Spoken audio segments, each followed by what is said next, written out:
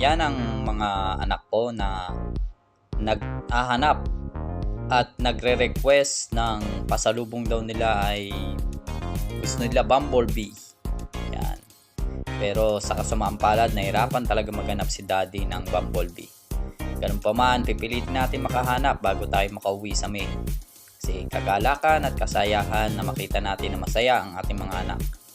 Saya ako dahil malulusog ang mga anak ko kahit na mahirap ang buhay, kahit na hindi natin mabigay o hindi ko mabigay ang talagang mga gusto nila, pero papasalamat ako sa Panginoon dahil sa biyaya niya na malusog ang mga bata.